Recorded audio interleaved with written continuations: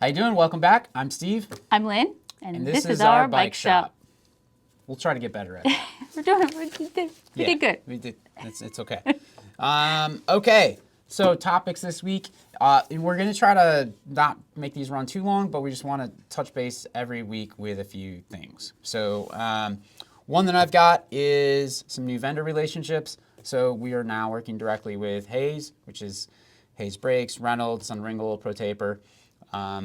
Pretty excited about that. We could always kind of do some like random stuff through distributors, but this will be a little easier. So we've got some wheels coming in, and this is good for us and you, our customers. So yeah, we're always excited to add new vendors.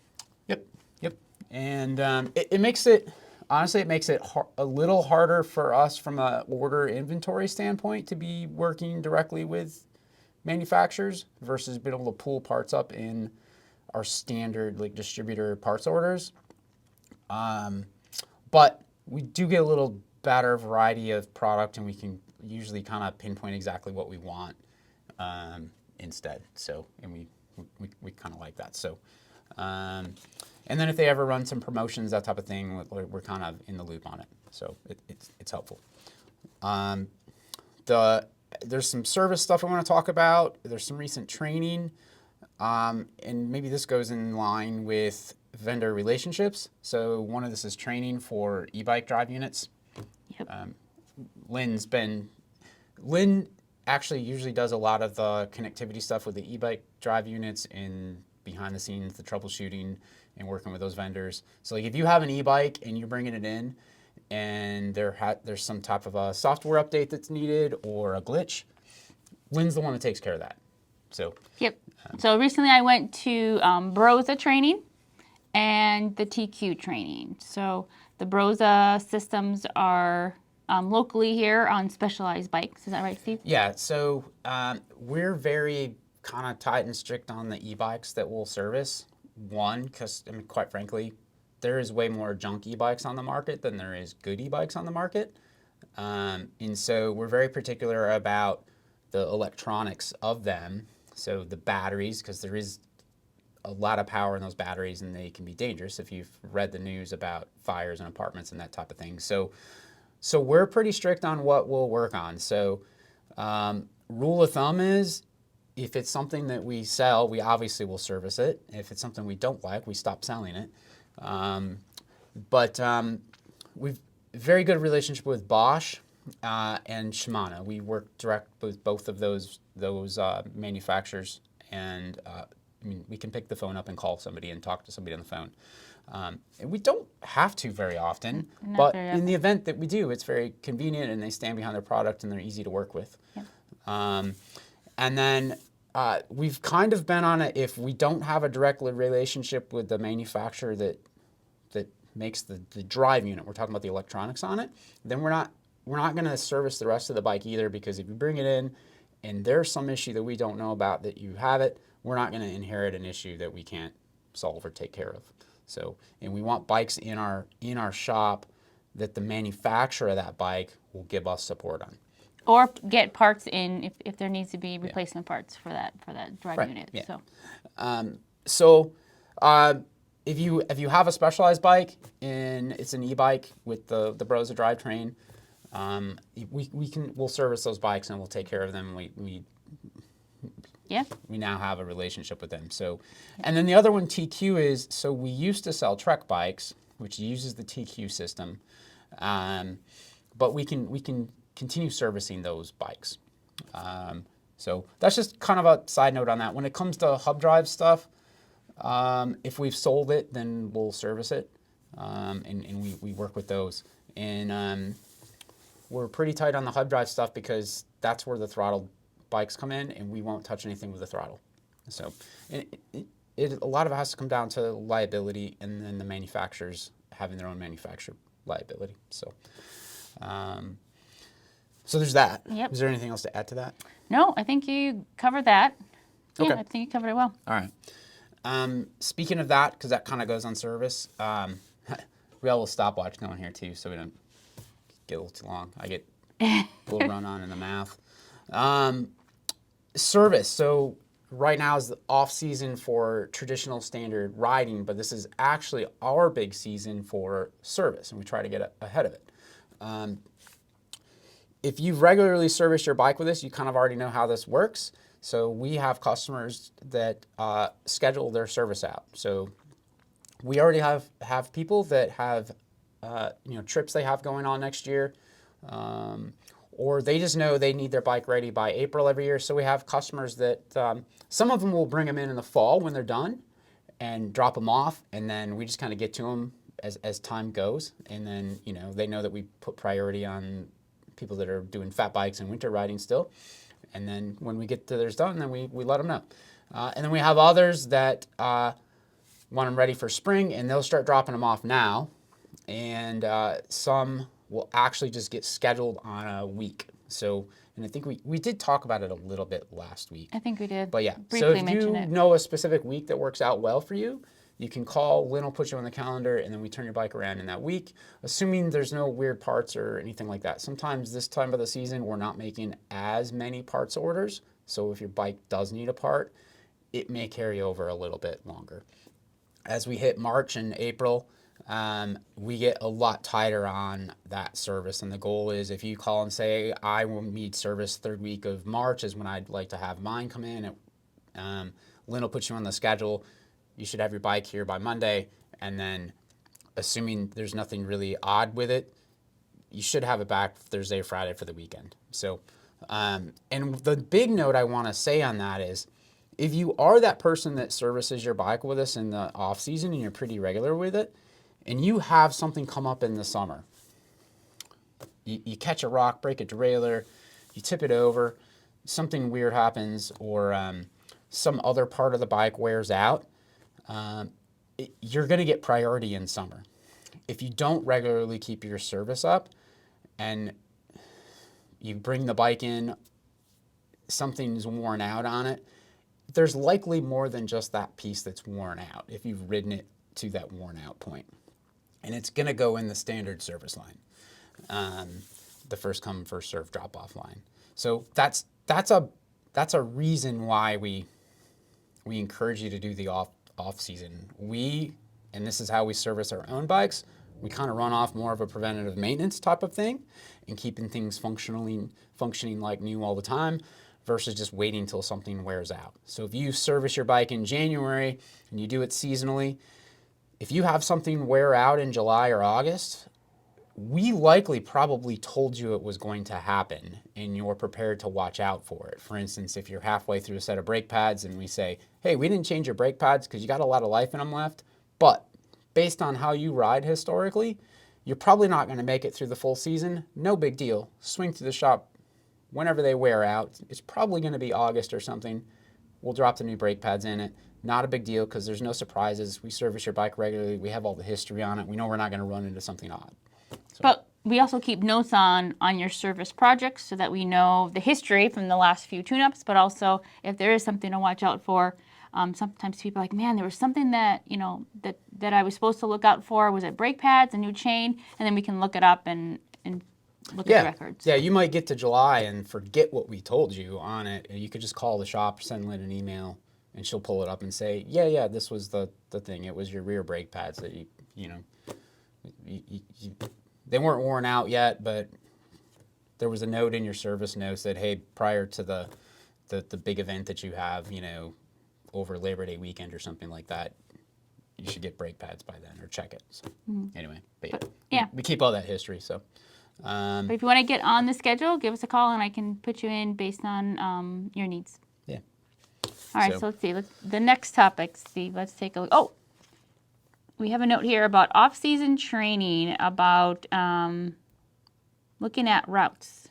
Yeah, this is just like a tip that came up last week in the shop. It's come up in topics or subject a lot of conversation because like we finally hit the actual Minnesota winter this past week, and so started moving some trainers and whatnot, and people are kind of, maybe if they haven't been riding, wondering the best way to start out, and you're on your smart trainer and there's all the apps out there, Rouvy and Zwift and MyWhoosh and Wahoo's system or whatever. And one of the recommendations I have, and whether you're new or experienced at it, but if you're first getting into Zwift and it's been a little while since you ride, just start checking off routes that you haven't ridden yet, and start off with kind of some of the easier flat routes. And you get a little, green dot next to the routes in the Zwift worlds once you've completed them. And I think that's a nice way to get started, and you'll find that it'll take you 2-3 weeks to kind of knock off a lot of the easier flat routes, and you'll start to have built up a couple weeks now of base and momentum and consistency in that. And I think it's a good way to start. So that was just like a quick kind of short tip I had. So Lynn gets on there and she tries to do all the sprints. And It's so tempting. You see this? Do you see the sprint come up on the side of the screen? But you tend to get on and do like shorter routes. I would say right? I do shorter routes. Yeah, So but then, yeah. So I'll any input? The only other input you mentioned, like the green little dots. So when you haven't done a route, they're actually grayed out. So when they turn green, that means you finished it. So You finished it, yeah. yeah, just to clarify. But And I went a year or two without using Zwift, and I was using Ruvi and the Tax app and Wahoo. I've used them, most of them, but I'm back on Zwift now. Mm-hmm. But there's a lot of route updates, so there's more routes now that I haven't completed on Zwift. So it's keeping me entertained the last few weeks. And I've got like 500 some miles on Zwift since the first of the year. So, but anyway, 2 other quick notes. We just made some, I'll use we loosely. Lynn just made some updates on our website for some information for MCA and NICA racers. So this is that junior high school racers.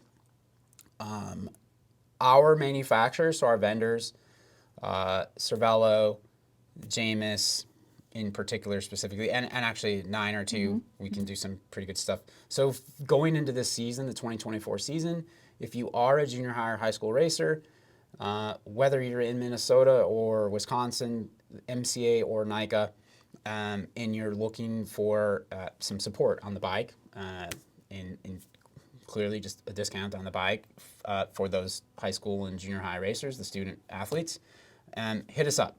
There's some discounts that we can get you that you will not find on the MCA or NICA website. We've checked it. They're not on there. We've verified with our manufacturers, our vendors, and we can hook you up. So just go on our website. It's under About, and it's MCA/NICA. And one of the things that our vendors do require is some type of proof of membership of your team or the MCA or NICA organization. But we can certainly work with you and get the proper paperwork that's needed to get those discounts. So and help you figure out what the right bike is. Absolutely. Yeah.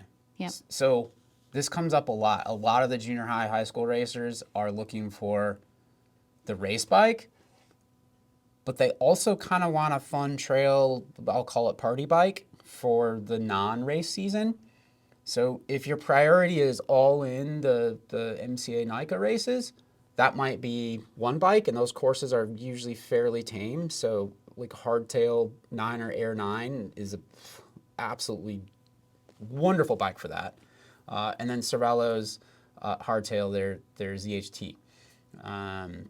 We have experience on that, and our kids raced hardtails for NICA MCA. But if you're looking for something that's maybe for that, but you're going to do the Minnesota series, but you're still focused on racing, then that's where like a Cervelo ZFS comes into play. That's a full suspension bike, because the Minnesota series races do hit more of the technical sections of the same trails that you ride on for MCA NICA, or like a 9er Rocket would be a good one. And then if you say, well, that's priority, but my family's into riding, and we like to go up and ride Cuyuna or go to Duluth or up to Cable Hayward, ride those trails, or we go up to the UP, Copper Harbor. Well, then we might say, hey, like a 9er Jet is probably a good idea. It's still a bike it's a 130, 120 travel bike.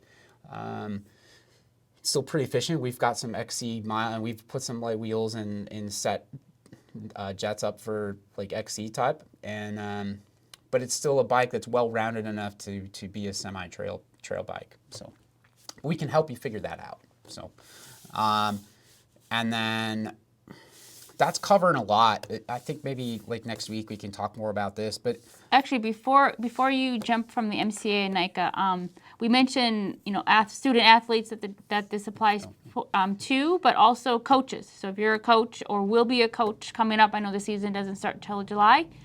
They apply as well. So coaches and student athletes. Cool. Yeah. I'm just going to touch on this really quick. On that same, under the About on the website, it's our ride team, Maklin Race Adventure Ride Team.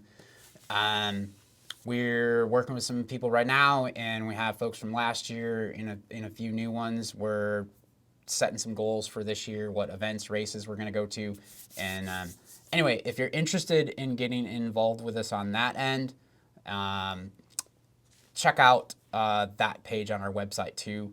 There's some kind of what our goals are, who should apply, and then some bullets at the bottom that helps us figure out if we can offer you some support, depending on how big your goals are and how well you might be able to represent us at those events. So yeah, it's fun stuff. So like Freedom 76 last year, I think we had like 7 of us out there. Yeah, and I know there's some other events that we'll be at this year that it's looking like we're gonna have a pretty good crew. So yeah, we're excited. Anyway, but anything else you want to add? We're like 15, 16 minutes in, so.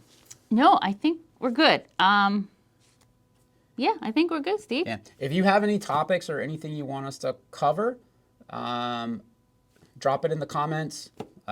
Subscribe. We'll keep these on their own playlist in YouTube under like shop updates, and then of course these will be kind of like a living thing, and we'll kind of dial in exactly what we're going to cover and how they're going to go as we do more of them. So yeah. Anyway. Thanks for checking out. Yeah, thanks for tuning in. Talk to you next week.